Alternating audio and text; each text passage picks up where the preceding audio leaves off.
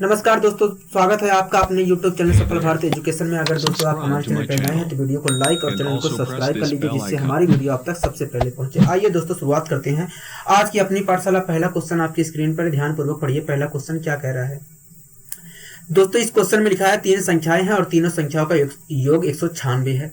ठीक है, कह रहा है पहली तथा दूसरी संख्या का अनुपात 2:3 है तथा दूसरी तथा तीसरी संख्या का अनुपातिक वैल्यू 5:8 है। कह रहा है कि बताइए दूसरी संख्या क्या होगी। दूसरी संख्या क्या होगी दोस्तों? इस क्वेश्चन में कह रहा है तीन संख्याएं हैं और तीनों संख्याओं का योग 196 है। क्या आपको दोस्तों तीनों संख्याएं पता है? कहोगे नहीं। मान लेते हैं दोस्तों तीनों संख्याएं जो है क्रमशः ABC है, ABC है। ठीक है, आगे दोस्तों क्वेश्चन कह रहा है यदि पहली तथा दूसरी संख्या का अनुपातिक वैल्यू 2:3 हो और दूसरी तथा तीसरी संख्या का अनुपातिक वैल्यू 5:8 हो तो दूसरी संख्या ज्ञात कीजिए। अगर दोस्तों पहली तथा दूसरी संख्या का अनुपातिक वैल्यू 2:3 दिया है तो मैं कह सकता हूं A और B का अनुपात 2:3 होगा। कहोगे हाँ। A और B का अनुपातिक वैल्यू 2:3 होगा। इसी प्रकार अगर दूसरी तथा और तीसरी संख्या का अनुपातिक वैल्यू 5:8 दिया गया है, 5:8 दिया गया है तो मैं कह सकता हूं B और C का अनुपातिक वैल्यू 5:8 होगा। हाँ कि ना? कहोगे हाँ। यहां तक कोई परेशानी, कोई दिक्कत? कहोगे नहीं, हमें यहां तक कोई परेशानी और कोई दिक्कत नहीं है। दोस्तों हमें A और B जो संख्याएं थी, जो पहली दो संख्याएं थी उनका अनुपातिक वैल्यू 2:3 दिया गया है और आखिरी जो दो संख्याएं थी उनका अनुपातिक वैल्यू 5:8 दिया गया है। ठीक है, अब दोस्तों एक बात बताइए, हमें क्वेश्चन में दिया गया है तीनों संख्याओं का योग 196 है, तो तीनों संख्याएं हमें पता होनी चाहिए क्रम से। कहोगे हाँ, तीनों संख्याएं हमें पता होनी चाहिए। ठीक है, अगर दोस्तों पहली दोनों संख्याओं का अनुपातिक वैल्यू 2:3 है और आखिरी दो संख्याओं का अनुपातिक वैल्यू 5:8 है तो मुझे आप ये बता दीजिए तीनों संख्याओं का अनुपातिक वैल्यू है कितना? तीनों संख्याओं का अनुपातिक वैल्यू है कितना? कहोगे देखिए, अगर तीनों संख्याओं का अनुपातिक वैल्यू आपको निकालना है तो सबसे पहले आप A लिख लीजिए यहाँ पर, उसके बाद B लिख लीजिए, उसके बाद C लिख लीजिए। अगर आपको समझ में बिना इसे लिखे समझ में आ जाता है तो आप लिख भी सकते हैं। ठीक है, AB का अनुपातिक वैल्यू कितना दिया गया है? कहोगे 2:3 दिया गया है। इसी प्रकार BC का अनुपातिक वैल्यू कितना दिया गया है? कहोगे 5:8 दिया गया है। ठीक है, यहां पर क्या फिल करना चाहिए? कहोगे यहां पर 3 फिल करना चाहिए। यहां पर क्या फिल करना चाहिए? कहोगे यहां पर 5 फिल करना चाहिए। यहां तक आपको कोई दिक्कत नहीं होनी चाहिए दोस्तों। कहोगे हाँ। ठीक है,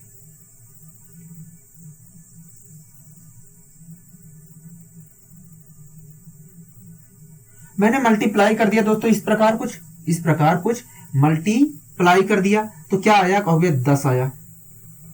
इस प्रकार यहां पर किया, कहोगे 15 आया। 8 या 24 आया। तो ये दोस्तों जो निकल कर आया है, ये जो निकल कर आया है ABC का अनुपातिक वैल्यू निकल कर आया है। क्या? ABC का अनुपातिक वैल्यू निकल कर आया है। ठीक है, अगर ABC का अनुपातिक वैल्यू निकल कर आया है तो इसका मतलब है क्या? कहोगे इसका मतलब यही है कि A की अगर अनुपातिक वैल्यू के हिसाब से देखा जाए तो A की वैल्यू 10 है और B की वैल्यू 15 है और C की वैल्यू 24 है। ठीक है, हाँ कि ना? कहोगे हाँ। ये जो A संख्या थी वो 10 थी और B जो संख्या थी 15 थी और C जो संख्या है 24 है। ठीक है दोस्तों, तीनों संख्याओं का योग है कितना? अगर A की वैल्यू 10 है, B की वैल्यू 15 है, C की वैल्यू 24 है तो तीनों संख्याओं का योग है कितना? कहोगे देखिए 5 4 9 5 4 9 1 1 2 2 2 4 49 है। तीनों संख्याओं का योग 49 है। लेकिन दोस्तों क्वेश्चन में कह रहा है तीनों संख्याओं का योग 49 नहीं है, 196 है। कह रहा है 196 है। कोई दिक्कत यहां तक? कहोगे नहीं। अगर दोस्तों 49 बराबर 196 के है, 49 बराबर 196 के है तो 1 बराबर कितने के? कहोगे 1 बराबर 4 के। 1 बराबर 4 के। चाहे आप लिखिए चाहे ना लिखिए, इससे कोई फर्क पड़ता नहीं है। ठीक है, 1 बराबर 4 के। ठीक, हमसे पूछ रहा है दोस्तों दूसरी संख्या क्या होगी? दूसरी संख्या क्या होगी दोस्तों? हमारे अनुसार दूसरी संख्या है कितना यूनिट है? तो वह 15 यूनिट है। हमारे अनुसार दूसरी संख्या 15 यूनिट है। अगर 1 यूनिट बराबर 4 के है तो 15 यूनिट बराबर कितने के? कहोगे 15 यूनिट बराबर 60 के। मतलब जो दूसरी संख्या थी दोस्तों वो क्या थी? कहोगे दूसरी जो संख्या थी वो 60 थी। वास्तव में जो दूसरी संख्या थी वो कितनी थी? कहोगे 60 थी। कोई यहाँ तक दिक्कत, कोई परेशानी आपको? कहोगे नहीं। आइए दोस्तों हम बढ़ते हैं अपने अगले क्वेश्चन की ओर। अगला दोस्तों क्वेश्चन क्या कह रहा है? कहोगे अगला क्वेश्चन कह रहा है 94 को दो भागों ए तथा बी में इस प्रकार विभक्त किया गया कि ए का पांचवा भाग, कह रहा है 94 को दो भागों में ए और बी की में इस प्रकार विभाजित किया गया कि ए का तो पांचवा भाग, कह रहा है ए का पांचवा भाग और बी का आठवें भाग का अनुपात 3:4 है। कह रहा है 94 को ए और बी में इस प्रकार विभाजित किया गया कि ए का तो पांचवा भाग और बी का आठवां भाग का अनुपात 3:4 है। तो पहला भाग कितना है? ठीक है दोस्तों, इस क्वेश्चन में कह रहा है 94 को ए और बी में विभाजित किया गया है, ए और बी में विभाजित किया गया है। और जब विभाजित किया गया तो पता चला कि ए का पांचवा भाग, क्या ए का, कह रहा है ए का पांचवा भाग, मतलब ये कहोगे हाँ। और कह रहा है बी का आठवें भाग, बी का आठवां भाग, मतलब ये कहोगे हाँ। कह रहा है ए का पांचवा भाग और बी के आठवें भाग का अनुपात 3:4 है, मतलब इन दोनों का अनुपात, मैंने कहा हाँ इन दोनों का अनुपात 3:4 है। कोई दिक्कत, कोई परेशानी? कहोगे नहीं, हमें कोई दिक्कत, कोई परेशानी नहीं है। ठीक है, अब दोस्तों इसे सोल्व करना है, इसे हमें सोल्व करना है। एक चीज बताइए दोस्तों, अगर 3/4 अनुपात का सिंबल लगा है और 1/5 लिखा है तो इसका मतलब क्या होता है? कहोगे इसका मतलब यही होता है कि 3/4 को 1/5 से डिवाइड किया जा रहा है, 1/5 से डिवाइड किया जा रहा है। मैंने कहा ठीक है, तो 3/4 को मैं यहां पर करके दिखा दे रहा हूं। 3/4 को 1/5 से डिवाइड किया जा रहा है, तो मतलब ये है, इस प्रकार लिखा जाएगा? कहोगे हाँ इसी प्रकार लिखा जाएगा। तो आपने दोस्तों क्या देखा, ये 5 तो ऊपर पहुंचा और 1 नीचे पहुंचा मल्टीप्लाई में, कहोगे हाँ। तो ये अगर 5 ऊपर पहुंच रहा है तो मैं 3/4 के साथ तो कोई छेड़खानी नहीं हुई है, कहोगे हाँ। 5 ऊपर पहुंचा है और 1 नीचे पहुंच गया।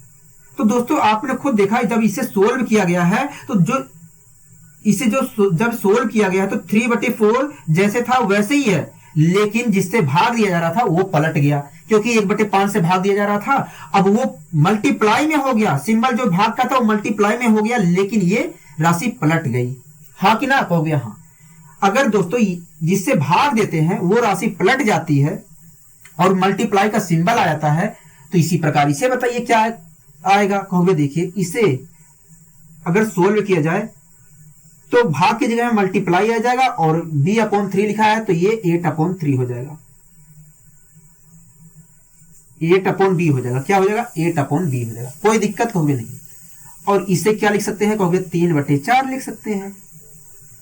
हाँ कि ना? कहोगे हाँ।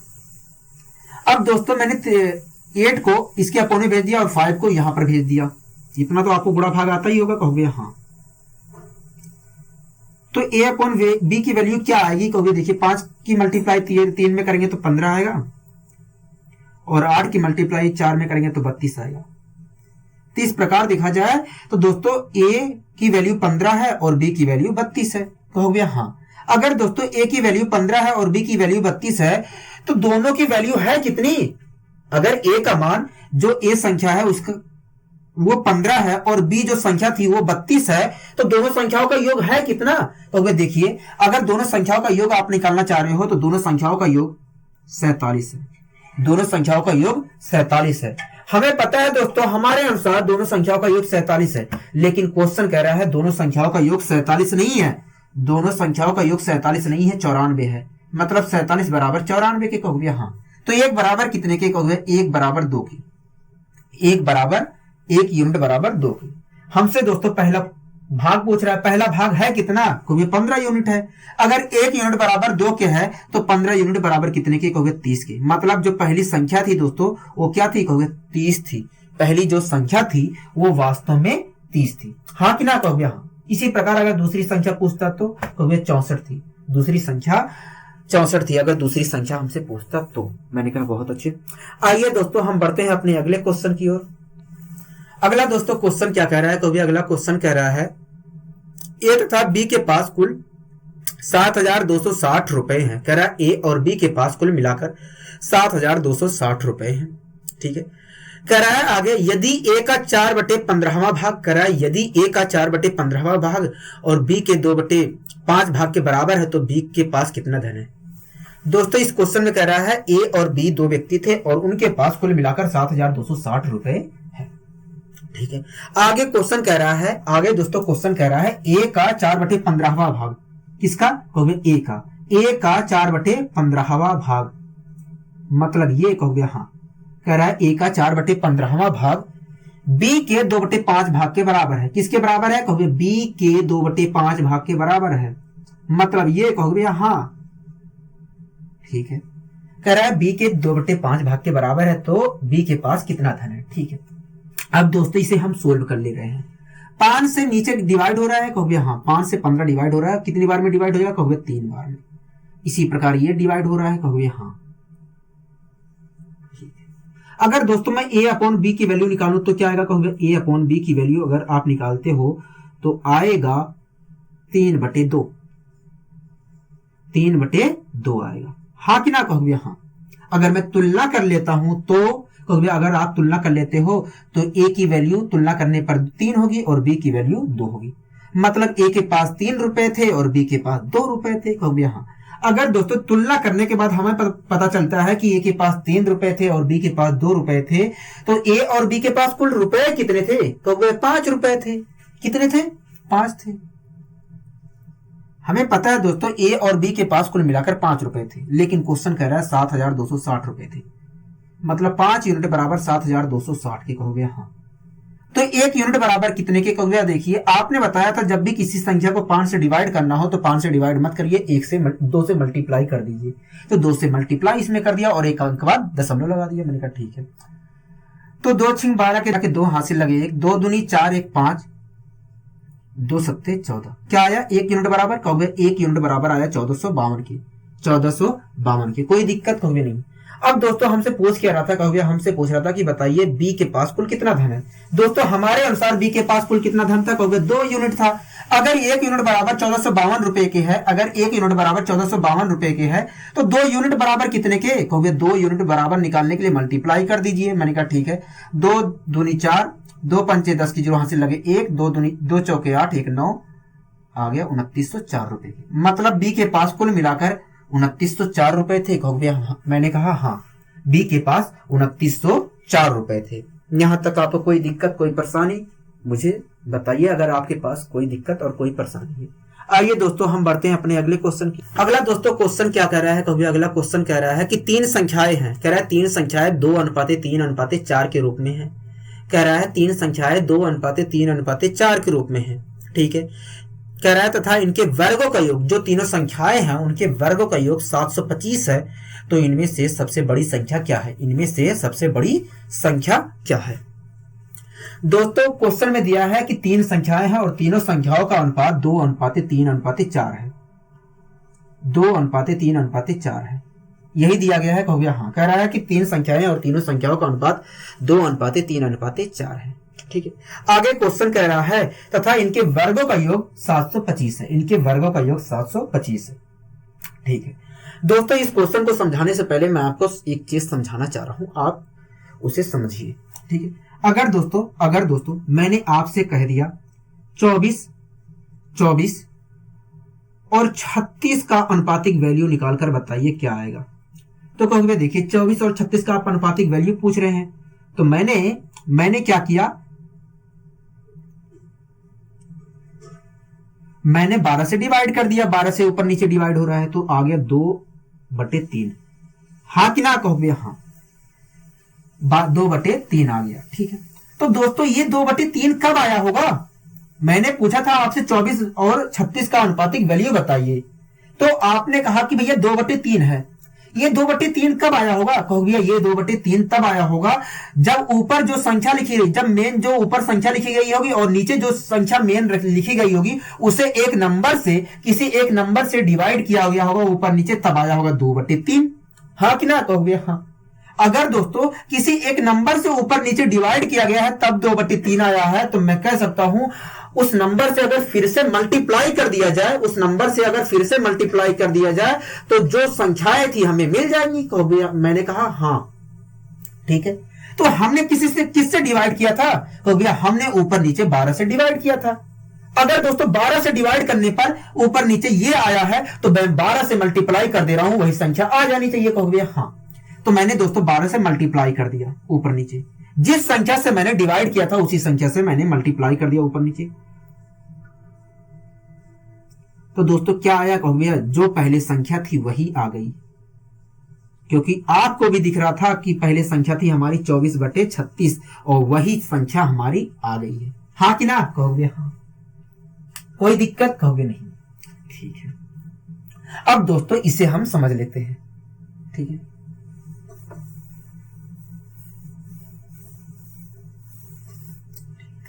दोस्तों इस क्वेश्चन में कहा था कि 3 संख्याएं हैं और तीनों संख्याओं का जो अनुपात है 2:3:4 है। तो दोस्तों आप एक बात बताइए, ये कब आया होगा? और जब तीनों संख्याएं जो रियल संख्याएं थी उन्हें लिखा गया होगा और उन तीनों संख्याओं को किसी एक नंबर से किसी एक संख्या से डिवाइड किया गया होगा, तब आया होगा 2:3:4। अगर दोस्तों वो संख्या जिस संख्या से डिवाइड किया गया था, अगर वो संख्या मुझे पता चल जाए और उस संख्या से मैं मल्टीप्लाई कर दूं तो जो रियल में संख्या लिखी गई थी वो पता चल जाएगी। कहोगे हाँ। जो रियल में संख्या लिखी गई थी, जो रियल में संख्या थी वो पता चल जाएगी। कोई दिक्कत? कहोगे नहीं। तो मान लेते हैं दोस्तों वो जिस संख्या से डिवाइड किया गया था, जिस संख्या से तीनों संख्याओं को डिवाइड किया गया था वो x थी। अगर दोस्तों x से डिवाइड किया गया है और ये आया है तो मैं कह सकता हूं x से अगर मल्टीप्लाई कर दिया जाए तो जो रियल संख्या थी हमारी वही आ जाएगी। कहोगे हाँ। तो मैंने दोस्तों तीनों में x से मल्टीप्लाई कर दिया। तो इस प्रकार देखा जाए तो रियल संख्या पहली जो हमारी संख्या होगी वो 2x होगी। हाँ कि ना? कहोगे हाँ। दूसरी संख्या जो हमारी होगी 3x होगी। हाँ कि ना? कहोगे हाँ। और चौथी संख्या हमारी जो रियल में रही होगी वो 4x रही होगी। पहली संख्या जो रियल में रही होगी 2x रही होगी और दूसरी संख्या जो रियल में रही होगी 3x रही होगी और चौथी जो संख्या रही होगी रियल में वो 4x रही होगी। हाँ कि ना? यहां तक कोई दिक्कत, कोई परेशानी? कहोगे नहीं। आगे दोस्तों हमसे क्वेश्चन में कहा था कि जो संख्याएं हैं उनके वर्गों का योग 725 है। उनके वर्गों का योग 725 है। दोस्तों पहली संख्या 2x है, अगर मैं इसका वर्ग निकालूं तो क्या आएगा? कहोगे ये आएगा। दूसरी संख्या 3x है, अगर मैं इसका वर्ग निकालूं तो क्या आएगा? कहोगे ये आएगा। तीसरी संख्या 4x है, अगर मैं इसका वर्ग निकालूं तो ये आएगा। कह रहा था तीनों संख्याओं के वर्गों का योग, मतलब ये कहोगे हाँ। कह रहा है तीनों संख्याओं के वर्गों का योग 725 है। आपको यहां तक कोई परेशानी, कोई दिक्कत? कहोगे नहीं। दोस्तों मैंने 4x जो तीसरी संख्या थी उसका स्क्वायर किया तो आया 16x²।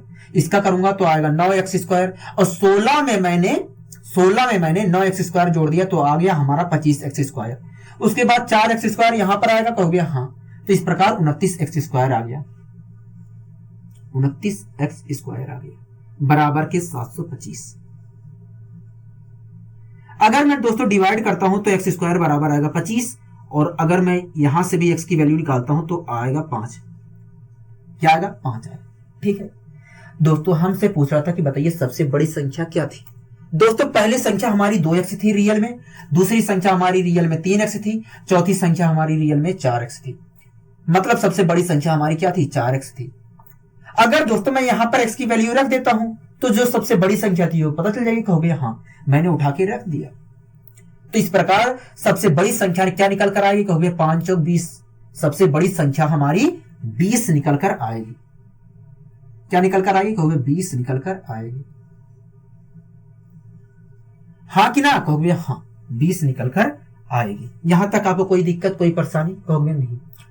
अब बात उठती है दोस्तों हम इस प्रकार के क्वेश्चन को तेजी से कैसे करें। मैंने कहा देखिए आपको घबराना नहीं है, आपको तेजी से करने के लिए मैं तरीका बता रहा हूं और तेजी से करने के लिए तरीका बता दे रहा हूं। ठीक है दोस्तों, ऐसा जब भी क्वेश्चन आए तो आपको क्या करना है, जो संख्याएं दी जाएंगी उनका स्क्वायर कर लेना है। 2 का स्क्वायर करूंगा 4, 3 का स्क्वायर करूंगा 9 और 16 का स्क्वायर 4 का स्क्वायर करूंगा तो आएगा 16 और इनको आप जोड़ोगे तो आएगा 29। क्या आएगा? 29। कोई दिक्कत है? कहोगे नहीं। अब दोस्तों जो जोड़ आया है उसको जितना योग दिया था उससे डिवाइड कर देना है। 725 को मैंने जितना संख्याओं के वर्गों का योग आया था उससे डिवाइड कर दिया और जो निकल कर आएगा दोस्तों, जो निकल कर आएगा उसका वर्गमूल निकाल देना है। निकल कर आया 25 और 25 का मैंने वर्गमूल निकाल दिया। तो ये जो निकल कर आया है दोस्तों, 1 यूनिट की वैल्यू निकल कर आएगी। क्या? 1 यूनिट की वैल्यू निकल कर आएगी। कोई दिक्कत कहोगे नहीं। हमसे दोस्तों पूछा था सबसे बड़ी संख्या बताइए। सबसे बड़ी संख्या कितनी यूनिट थी? कहोगे 4 यूनिट थी। अगर 1 यूनिट की वैल्यू 5 आई है तो 4 यूनिट की वैल्यू कितनी होगी? कहोगे अगर 1 यूनिट की वैल्यू 5 है तो 4 यूनिट की वैल्यू 20 होगी। मतलब जो हमारी सबसे बड़ी संख्या थी दोस्तों वो कितनी थी? कहोगे 20 थी। सबसे बड़ी जो संख्या थी वो कितनी थी? कहोगे 20 थी। हाँ कि ना? कहोगे हाँ। आइए दोस्तों हम बढ़ते हैं अपने अगले क्वेश्चन की ओर। अगला दोस्तों क्वेश्चन क्या कह रहा है? कहोगे अगला क्वेश्चन कह रहा है 5,625 रुपए। कह रहा है 5,625 रुपए को ए बी सी में इस प्रकार वितरित किया गया। कह रहा है 5,625 रुपए थे, उसे ए बी सी में इस प्रकार वितरित किया गया कि ए को, कह रहा ए को बी प्लस सी का कुल भाग का, कह रहा ए को बी प्लस सी के कुल भाग का 1/2 हिस्सा मिला है। ठीक है। आगे कह रहा है जबकि बी को ए तथा सी के कुल भाग का 1/4 हिस्सा मिला है। क्या? 1/4 हिस्सा मिला है। कह रहा है ए का भाग बी के भाग से कितना अधिक है? ए का भाग बी के भाग से कितना अधिक है? ठीक है दोस्तों, इस क्वेश्चन में कह रहा था 5,625 रुपए थे, उसे ए बी सी में विभाजित किया गया है। कह रहा है 5,625 रुपए थे, उसे ए बी सी में वितरित किया गया है। ठीक है। आगे क्वेश्चन कह रहा है दोस्तों ए को, कह रहा है ए को, मैंने कहा हाँ आगे बोलिए। कह रहा है ए को बी और सी के कुल भाग का आधा हिस्सा मिला है। कह रहा है ए को, मैंने कहा हाँ आगे बोलिए। कह रहा है बी और सी के कुल भाग का आधा हिस्सा मिला है। मतलब इतना? मैंने कहा हाँ। ठीक है। कोई दिक्कत कहोगे नहीं। अगर दोस्तों मैं इसे सोल्व करता हूं तो ए अपॉन बी प्लस सी की वैल्यू क्या आएगी? कहोगे ए अपॉन बी प्लस सी की वैल्यू आएगी 1/2। कोई दिक्कत होगी नहीं। आगे दोस्तों क्वेश्चन कह रहा था कि भैया जो बी को, कह रहा है बी को ए और सी के कुल भाग का 1/4 हिस्सा मिला है। कह रहा है बी को, मैंने कहा आगे बोलिए। कह रहा है बी को ए और सी के कुल भाग का 1/4 हिस्सा मिला है। कह रहा है बी को ए और सी के कुल भाग का 1/4 हिस्सा मिला है। इतना मतलब? मैंने कहा हाँ इतना। अगर मैं इसे सोल्व करता हूं तो बी अपॉन ए प्लस सी की वैल्यू आ जाएगी 1/4। कोई दिक्कत है? कहोगे नहीं। दोस्तों यहां पर अगर मैं पूछूं ए और बी सी को, ए बी सी को यहां पर कुल कितने रुपए मिले हैं? कहोगे देखिए ए को तो यहां पर देखा जाए 1 रुपए मिले हैं और बी को देखा जाए यहां पर अनुपातिक वैल्यू के हिसाब से 2 रुपए मिले हैं। बी और सी को यहां पर 2 रुपए मिले हैं। ए को 1 रुपए मिले हैं और बी और सी को यहां पर देखा जाए 2 रुपए मिले हैं। इस प्रकार देखा जाए तो ए बी सी को कुल मिलाकर 3 रुपए यहां पर मिले हैं। ठीक है। यहां पर इसके माध्यम से ए बी सी को 3 रुपए मिले हैं। मतलब ए बी सी के बीच में कुल 3 रुपए वितरित किए गए थे। ठीक। अगर मैं यहां पर पूछूं बताइए ए बी सी को कुल कितने रुपए मिले हैं? कहोगे देखिए अगर इसके माध्यम से आप बताना चाह रहे हो तो देखिए यहां पर ये कह रहा है कि बी को तो भैया 1 रुपए मिले हैं अनुपातिक वैल्यू के माध्यम से और ए सी को कुल मिले हैं 4 रुपए। तो इस प्रकार देखा जाए तो ए बी सी को कुल मिलाकर 5 रुपए मिले हैं। दोस्तों ये कह रहा है ए बी सी को 3 रुपए मिले हैं, ये कह रहा है ए बी सी को 5 रुपए मिले हैं। दोस्तों ऐसे कैसे हो सकता है? दोनों जगह तो सेम ही मिलने चाहिए पैसे। कहोगे हाँ दोनों जगह सेम मिलने चाहिए, मतलब दोनों जगह सेम होना चाहिए। कहोगे हाँ, तो दोस्तों सेम कर लेते हैं। हमें यहाँ पर 3 को बराबर करना है, यहाँ पर 5 को बराबर करना है। तो मैंने बताया था आपको जब भी किसी को बराबर करना होता है तब उस स्थिति में हम एलसीएम लेते हैं। हमें 3 और 5 को बराबर करना है तो मैंने 3 और 5 का एलसीएम ले लिया तो आया 15। ठीक है। अब दोस्तों जो 15 आया है उसको क्या करना है? आप यहाँ पर 3 को बराबर कर रहे थे, हाँ कि ना? कहोगे हाँ। तो 3 से आपने 15 को डिवाइड किया तो आया 5। मैंने दोस्तों ऊपर नीचे 5 से मल्टीप्लाई कर दिया।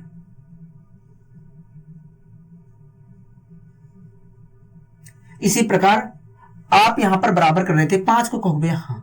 तो 5 से मैंने एलसीएम को डिवाइड किया तो आया 3 ऊपर नीचे, इसलिए मैंने 3 से मल्टीप्लाई कर दिया। अब बताइए दोस्तों यहां पर एबीसी को कुल कितने रुपए मिल रहे हैं? कहोगे 15 रुपए मिल रहे हैं। यहां पर एबीसी को कुल कितने रुपए मिल रहे हैं? यहां पर भी 15 रुपए मिल रहे हैं। ठीक है। एबीसी को दोस्तों हमें पता चल गया कि एबीसी को कुल मिलाकर 15 रुपए मिल रहे हैं। एबीसी को कुल मिलाकर 15 रुपए मिले थे, लेकिन दोस्तों क्वेश्चन में कहा है कि भैया एबीसी के बीच में 5,625 रुपए वितरित किए गए हैं, मतलब एबीसी को कुल मिलाकर 5,625 रुपए मिले हैं। हम कह रहे हैं भैया 15 रुपए एबीसी को मिले हैं, लेकिन क्वेश्चन कह रहा है 5,625 रुपए मिले हैं, मतलब 15 यूनिट बराबर 5,625 के। हाँ कि ना कहोगे? हाँ। अगर 15 यूनिट बराबर 5,625 के तो 1 यूनिट बराबर कितने के? तो भैया देखिए डिवाइड कर लेते हैं, 15 तिया 45, कितना बचा? हो गया 11 बचा। क्या? 11, यहां पर 11 आ गया। हाँ कि ना? हो गया हाँ। 15 सत्ते 105, कितना बचा? हो गया 7 बचा। 15 पचे 75, 1 यूनिट बराबर 375 रुपए के। दोस्तों हमसे पूछ क्या रहा था? कहोगे हमसे पूछ रहा था कि बताइए ए को बी से कितना अधिक मिला है।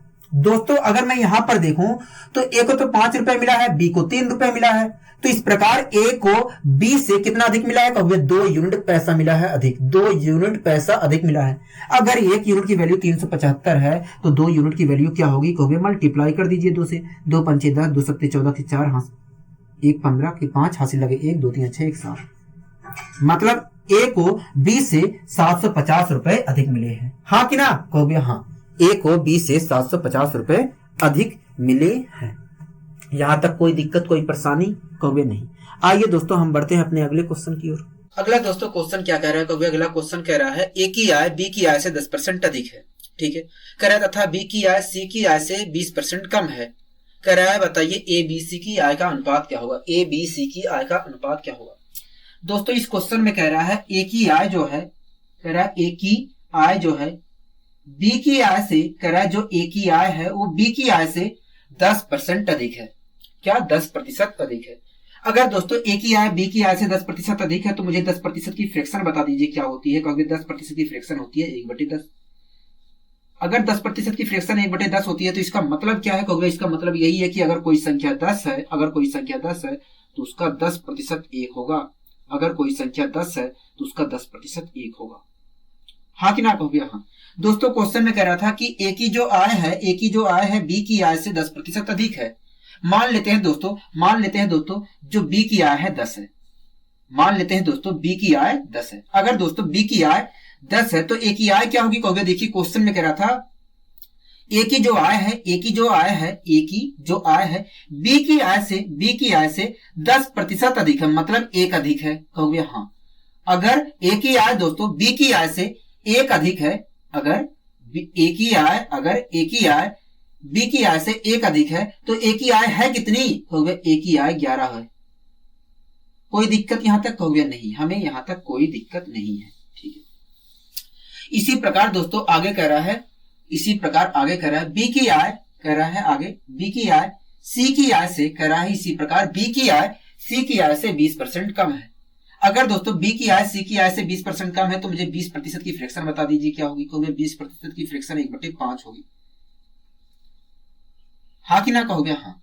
अगर दोस्तों 20% की फ्रैक्शन 1/5 है तो इसका मतलब क्या है? कहोगे इसका मतलब यही है कि अगर कोई संख्या 5 है तो उसका 20% 1 होगा।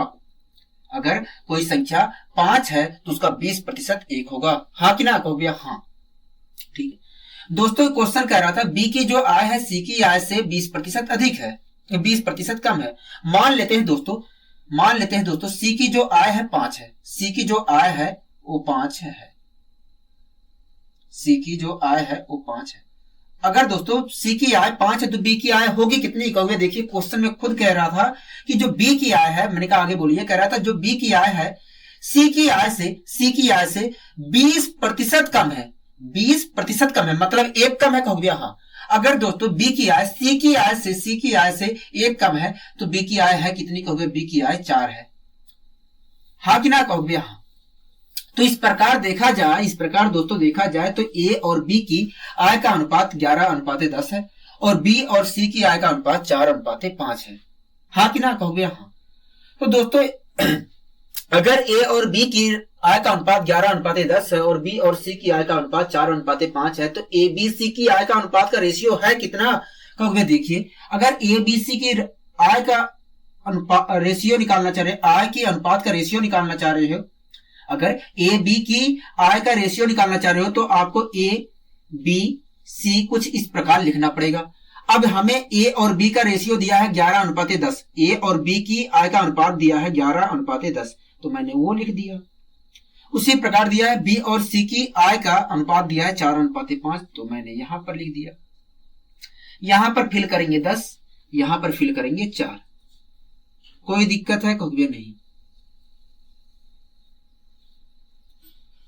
अब दोस्तों मैं मल्टीप्लाई करता हूं तो आएगा 44, यहां पर आएगा 40, यहां पर आएगा 50, और ये डिवाइड होंगे। अगर मैं अनुपातिक वैल्यू लेता हूं तो ये डिवाइड होंगे 2 से, 22 आ जाएगा, यहां पर 20 आ जाएगा, यहां पर 25 आ जाएगा। तो इस प्रकार देखा जाए दोस्तों, इस प्रकार देखा जाए तो ए बी सी की आय का रेशियो जो होगा 22:20:25 होगा, 22:20:25 होगा। कोई दिक्कत आपको यहां तक? कहोगे नहीं। आइए दोस्तों हम बढ़ते हैं अपने अगले क्वेश्चन की ओर। अगला दोस्तों क्वेश्चन क्या कह रहा है? कहोगे अगला क्वेश्चन कह रहा है यदि कर्मचारियों की संख्या 3:2 में घटाया जाए और उनके वेतन को 4:5 में बढ़ाया जाए तो कंपनी को 12,000 रुपए की बचत होती है। कह रहा है कि अगर कर्मचारियों की संख्या 3:2 में घटाया जाए और उनके वेतन को 4:5 में बढ़ाया जाए तो कंपनी को 12,000 रुपए का फायदा होता है, बचत होता है। कह रहा है तो कंपनी का प्रारंभ में वेतन पर व्यय कितना था? कह रहा है कंपनी का प्रारंभ में वेतन पर व्यय कितना था, यही पूछ रहा है। कहोगे हाँ। दोस्तों इस क्वेश्चन में कह रहा है यदि कर्मचारियों की संख्या 3:2 में घटा दिया जाए। कह रहा है यदि कर्मचारियों की संख्या 3:2 में घटा दिया जाए, 3:2 में घटा दिया जाए। अब अगर दोस्तों कर्मचारियों की संख्या 3:2 में घटा दिया जा रहा है तो इसका मतलब क्या है? कहोगे इसका मतलब यही है कि अगर कर्मचारियों की संख्या पहले 3 रही होगी तो घटाकर कंपनी ने कर्मचारियों की संख्या 2 कर दी है। अगर कंपनी में कर्मचारियों की संख्या पहले 3 रही होगी तो घटाकर कंपनी ने कर्मचारियों की संख्या अब 2 कर दी है। हाँ कि ना? कहोगे हाँ। ठीक है। आगे दोस्तों कह रहा है और उनके वेतन को 4:5 में बढ़ा दिया है कंपनी ने। कह रहा है और उनके वेतन को कंपनी ने 4:5 में बढ़ा दिया है, 4:5 में बढ़ा दिया गया है।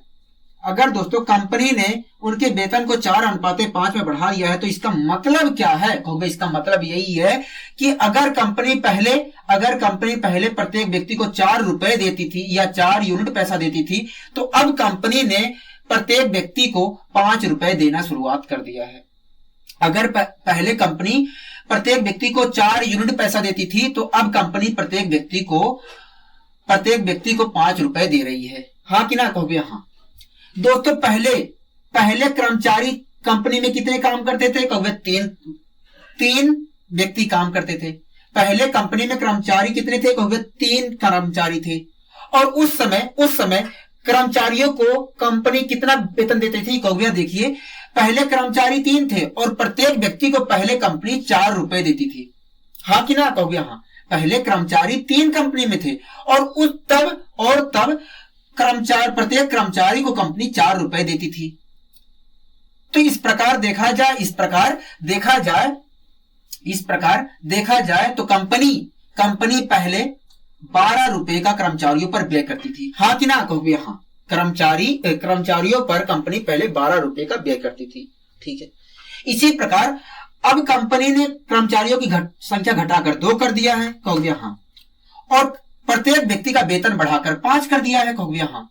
अगर दोस्तों अब कर्मचारी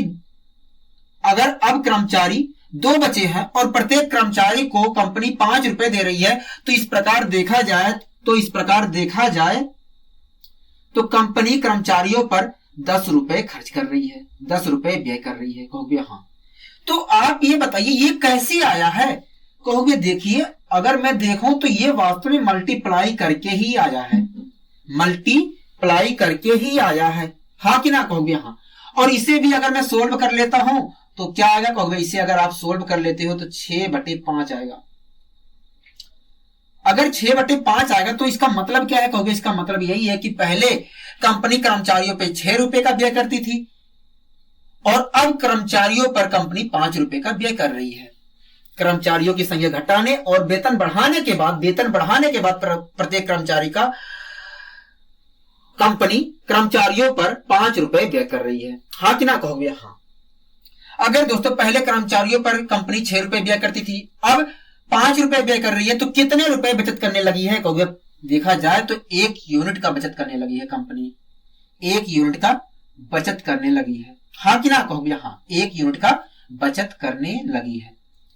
हमें पता है दोस्तों 1 यूनिट का बचत करने लगी है कंपनी, लेकिन क्वेश्चन कह रहा है 12,000 रुपए का बचत कर रही है, मतलब 1 यूनिट बराबर 12,000 रुपए की।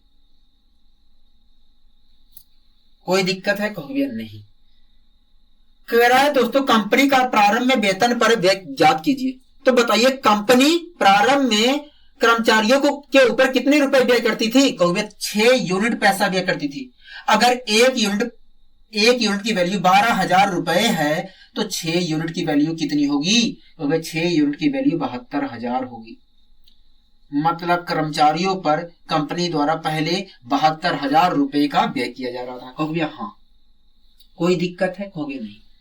दोस्तों आप यहीं पर ये जो 6/5 आया है, आप यहीं पर सोल्व करके 6/5 ला सकते थे डायरेक्ट। कोई दिक्कत है कहोगे? नहीं। आपको कोई दिक्कत इसमें समझने में? कहोगे नहीं। आइए दोस्तों हम बढ़ते हैं अपने अगले क्वेश्चन की ओर। अगला दोस्तों क्वेश्चन क्या कह रहा है कहोगे? अगला क्वेश्चन कह रहा है जब एक वाटर पार्क में टिकट की कीमतें 11:12 के अनुपात में बढ़ाई जाती है तो पार्क में आने वाले दैनिक आगंतुकों की संख्या 8:7 के अनुपात में गिर जाती है। ठीक है। कह रहा है यदि टिकट की कीमत में वृद्धि करने से पहले दैनिक राजस्व 17,600 रुपए का था तो टिकट की कीमत में वृद्धि करने के बाद प्राप्त हुआ दैनिक राजस्व ज्ञात कीजिए क्या था। ठीक दोस्तों एक क्वेश्चन में कह रहा है जब एक वाटर पार्क में टिकट की कीमतें 11:12 के अनुपात में बढ़ाई जाती है। कह रहा है कि एक वाटर पार्क था, उसमें टिकट की कीमतें 11:12 के रूप में बढ़ा दी जाती है। 11:12 के रूप में बढ़ाई जाती है टिकट की कीमतें। अगर दोस्तों टिकट की कीमतें 11:12 के रूप में बढ़ा दी जाती हैं तो इसका मतलब क्या है कहोगे? इसका मतलब यही है कि अगर टिकट की कीमत पहले 11 रुपए था, तो अब टिकट की कीमत 12 रुपए है। अगर पहले टिकट की कीमत 11 रुपए था तो अब टिकट की कीमत 12 रुपए है। इसका मतलब यही है। ठीक है। आगे दोस्तों कह रहा है जिससे पार्क में आने वाले दैनिक आगंतुकों की संख्या 8:7 के अनुपात में गिर जाती है।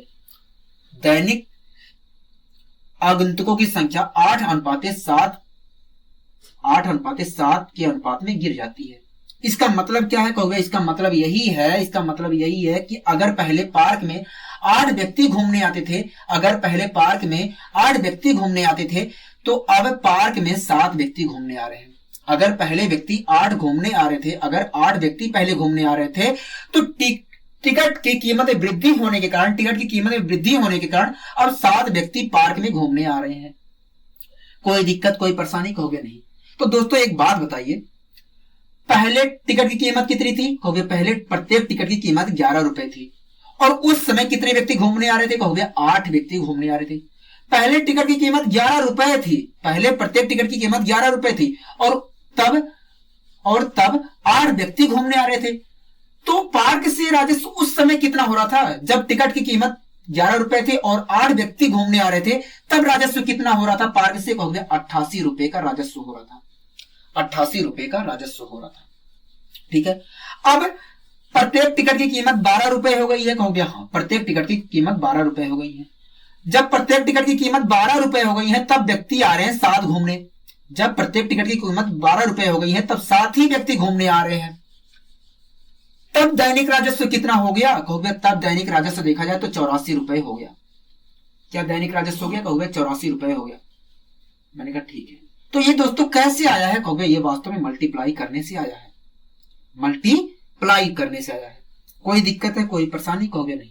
अगर दोस्तों मैं इसे भी सोल्व कर लेता हूं तो 4 दूनी 8, 22 आएगा अपोन में 21 आएगा। इसका मतलब क्या है कहोगे? इसका मतलब यही है कि पहले अगर दैनिक राजस्व टिकट में वृद्धि करने से पहले अगर दैनिक राजस्व 22 था तो टिकट में वृद्धि करने के बाद दैनिक राजस्व 21 है।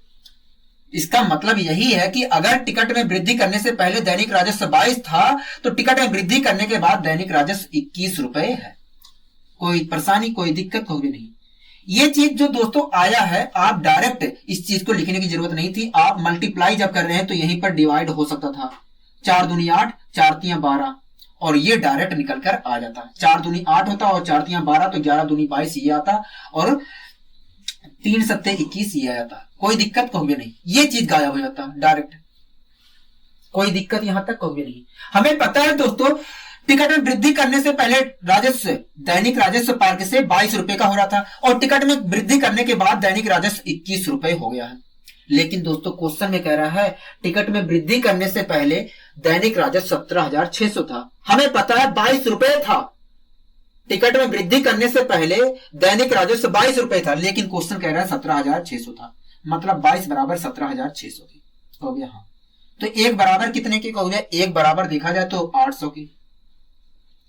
ठीक है, हमसे पूछ रहा है टिकट में वृद्धि करने के बाद दैनिक राजस्व बताइए क्या है। टिकट में वृद्धि करने के बाद दैनिक राजस्व बताइए क्या है। तो दोस्तों टिकट में वृद्धि करने के बाद राजस्व कितना हो गया है? कहोगे 21 यूनिट हो गया है। अगर 1 यूनिट की वैल्यू 800 है तो 21 यूनिट की वैल्यू क्या होगी? कहोगे मल्टीप्लाई कर दीजिए। तो 8 गणन 8, 8 दूनी 16, क्या आया? कहोगे 16,800 रुपए आया। टिकट में वृद्धि करने के बाद राजस्व कितना हो गया? कहोगे 16,800 रुपए हो गया है। 16,800 रुपए हो गया है। कोई दिक्कत, कोई परेशानी यहां तक? कहोगे नहीं। आइए दोस्तों हम बढ़ते हैं अपने अगले क्वेश्चन की ओर। अगला दोस्तों क्वेश्चन क्या कह रहा है? कहोगे अगला क्वेश्चन कह रहा है एक व्यक्ति ने अपनी जायदाद को इस प्रकार विभाजित किया। कह रहा है एक व्यक्ति जो है वो अपनी जायदाद को विभाजित करता है।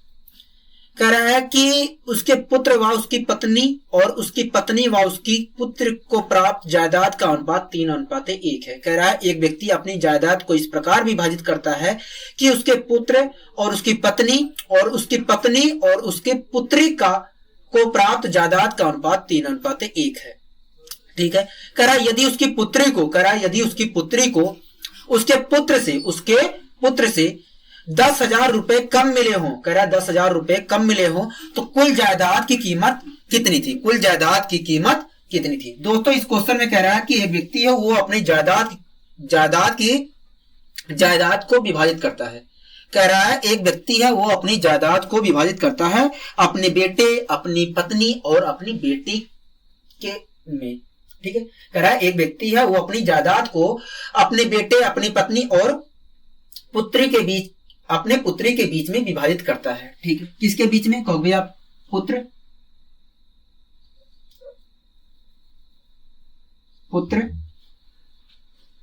वाइफ और डॉटर के बीच में विभाजित करता है। किसके? डॉटर के बीच में विभाजित करता है। ठीक है, कह रहा इस प्रकार विभाजित करता है कि उसके पुत्र और उसकी पत्नी और उसकी बेटी का जायदाद, उसकी बेटी के बीच जो जायदाद का अनुपात है 3:1 है। मतलब बेटे और वाइफ के बीच जो अनुपात है, जायदाद का अनुपात है 3:1 है, और वाइफ और डॉटर के बीच में जो जायदाद का अनुपात है वो 3:1 है। कहोगे यहां कोई दिक्कत है? कहोगे नहीं। कह रहा है इस प्रकार विभाजित किया है, इस प्रकार व्यक्ति ने विभाजित किया है कि बेटे और वाइफ के बीच जो जायदाद का अनुपात है 3:1 है, वाइफ और डॉटर के बीच जो जायदाद का अनुपात है 3:1 है। कोई दिक्कत यहां तक? कहोगे नहीं। यहां पर क्या फिल करूं? कहोगे यहां पर 1 फिल कर लीजिए। ठीक है, यहां पर क्या फिल करूं? कहोगे यहां पर 3 फिल कर लीजिए। ठीक है, अब दोस्तों मैं मल्टीप्लाई कुछ इस प्रकार कर दे रहा हूं, ठीक है, क्या आया? कहोगे 9 आया। क्या आया? कहोगे यहां पर 3 आया। यहां पर क्या आया? कहोगे यहां पर 1 आया। तो ये क्या निकल कर आया?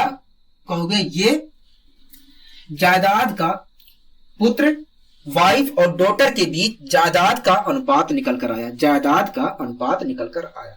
इसका मतलब क्या है? कहोगे इसका मतलब यही है कि अगर बेटे को जायदाद में से 9 रुपए मिले हैं तो वाइफ को 3 रुपए मिले हैं और डॉटर को 1 रुपए मिले हैं। इसका मतलब यही है, अगर बेटे को जायदाद में से 9 रुपए मिले हैं तो वाइफ को 3 रुपए मिले हैं और डॉटर को 1 रुपए मिले हैं। इसका मतलब यही है। ठीक है, लेकिन दोस्तों क्वेश्चन में कह रहा है कि उसके पुत्र से 10,000 रुपए कम मिले हैं। कह रहा है उसकी पुत्री को उसके पुत्र की अपेक्षा 10,000 रुपए कम मिले हैं। दोस्तों हम इसके माध्यम से देखते हैं तो पुत्री को पुत्र की अपेक्षा 8 यूनिट पैसा कम मिला है, 8 यूनिट पैसा कम मिला है, लेकिन क्वेश्चन कह रहा है 10,000 कम मिले हैं, मतलब 8 बराबर है 10,000 के। कहोगे हाँ, अगर दोस्तों 8 बराबर है 10,000 के तो 1 बराबर कितने के, 1 यूनिट बराबर कितने के? कहोगे देखिए अगर 1 यूनिट बराबर निकालना चाहते हो तो डिवाइड कर दीजिए, 8 एक 8, कितना बचा? कहोगे 2 बचा, 2 यहां पर गया, 8 दूनी 16, 8 पंचे 40, 1250 आ गया, 1 यूनिट बराबर आ गया 1250 रुपए की।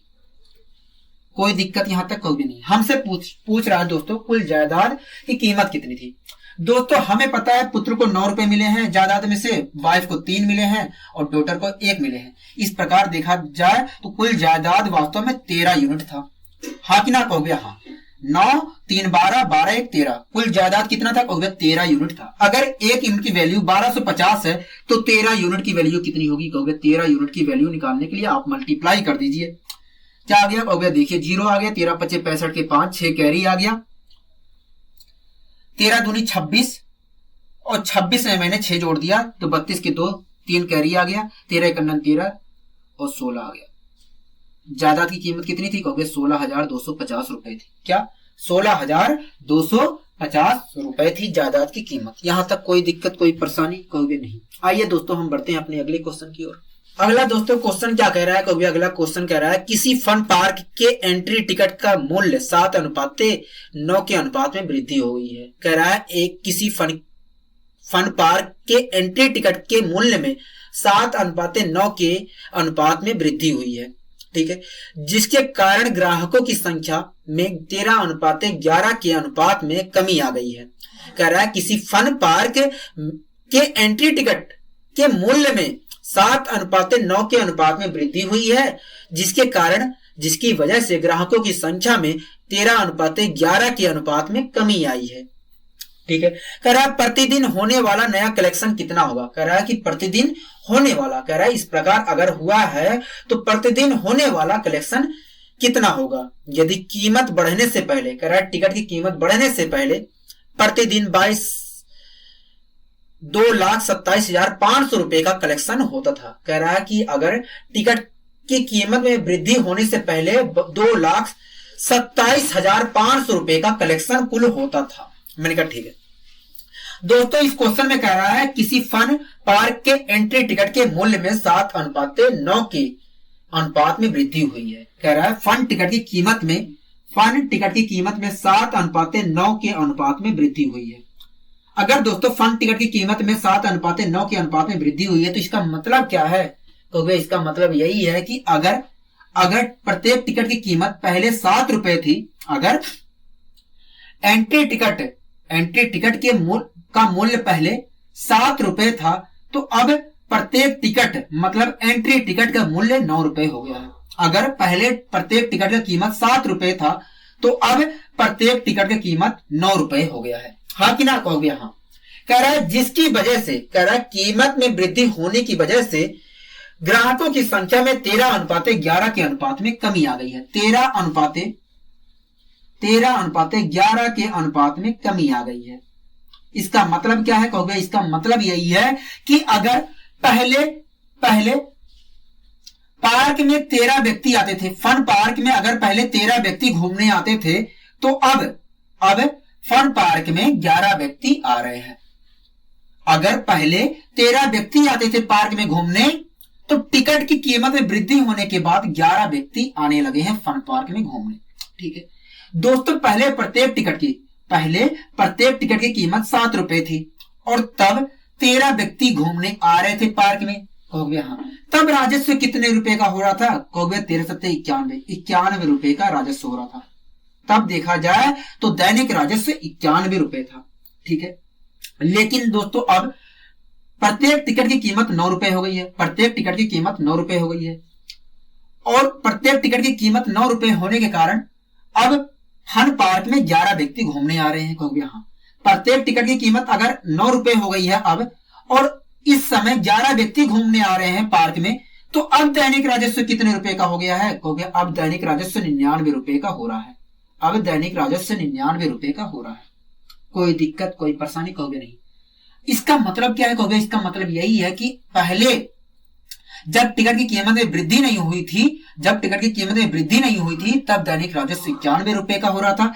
लेकिन जब टिकट की कीमत में वृद्धि हो गई है, जब टिकट की कीमत में वृद्धि होने लगी तब दैनिक राजस्व 99 रुपए हो गया है। ठीक है। आगे हमसे दोस्तों क्वेश्चन में कहा है कि कीमत, टिकट की कीमत में वृद्धि होने से पहले दैनिक राजस्व 2,27,500 था। हमें पता है दोस्तों टिकट की कीमत में वृद्धि होने से पहले दैनिक राजस्व 91 रुपए था। लेकिन क्वेश्चन कह रहा है 2,27,500 रुपए था। 2,27,500 रुपए था। ठीक है दोस्तों, एक बात बताइए, इस 91 के अंदर क्या क्या शामिल है? हो गया, देखिए 7 और 13 की मल्टीप्लाई करके ही 91 आया है, तो इसके अंदर 7 और 13 ही होगा। 7 और 13 की मल्टीप्लाई करके 91 आया है, तो इसके अंदर 7 और 13 होगा। ठीक है। अब दोस्तों अगर 7 और 13 है तो मुझे पूरा विश्वास है कि ये 7 और 13 से डिवाइड तो होना ही है, तो मैं डिवाइड कर ले रहा हूं। सबसे पहले मैं किससे डिवाइड करूंगा? हो गया, आप पहले इसे 13 से 7 से ही डिवाइड कर लीजिए। मैंने कहा ठीक है। अगर मैं 7 से डिवाइड करता हूं एक यूनिट वैल्यू निकालने के लिए, तो ये आएगा 13। कहोगे हाँ ठीक है। और ये क्या आएगा? कहोगे देखिए, अगर इसे भी आप डिवाइड करते हो, इसे भी आप डिवाइड करते हो, तो आएगा 7 तिया 21, 7 तिया 21। ठीक है। क्या यहां पर आया एक 7 दूनी 14, 7 पचे 35, 13 बराबर आ जाएगा 32,500 की। अगर 13 से भी डिवाइड मैं करता हूं तब कहोगे 13 से अगर आप डिवाइड करते हो तो आएगा 13 दूनी 26, 13 पचे 65, एक बराबर आ जाएगा 2500 के। एक यूनिट बराबर कितने के आएगा? कहोगे 2500 रुपए के आ जाएगा। यहां तक कोई दिक्कत, कोई परेशानी? कहोगे नहीं। ठीक है। हमसे पूछ क्या रहा था? कहोगे हमसे पूछ रहा था टिकट की कीमत में वृद्धि होने के बाद प्रतिदिन का कलेक्शन कितना है, मतलब दैनिक राजस्व कितना है? कहोगे हाँ दोस्तों, प्रत्येक टिकट की कीमत में वृद्धि होने के बाद राजस्व कितने रुपए का हो रहा था? कहोगे 99 रुपए का राजस्व हो रहा है। अगर एक यूनिट की वैल्यू 2500 रुपए है तो 99 यूनिट की वैल्यू कितनी होगी? कहोगे मल्टीप्लाई कर दीजिए। तो मैंने मल्टीप्लाई कर दिया। 00 को मैं वैसे लिख दे रहा हूं और 25 से मल्टीप्लाई इसमें कर ले रहा हूं। 25 नवैया में 225 होता है और 225 का 5 आ जाएगा। 22 कैरी? कहोगे हाँ 22 कैरी आ जाएगा। ठीक है। 25 नवैया में 225 होता है। कहोगे हाँ 225 होता है। मैंने जोड़ दिया, 5 2 7, 247 आ गया। क्या आ गया? 247। मतलब कहोगे मतलब टिकट की कीमत में वृद्धि होने के बाद दैनिक राजस्व 2,47,500 रुपए का है। दैनिक राजस्व 2,47,500 रुपए का है। कोई दिक्कत को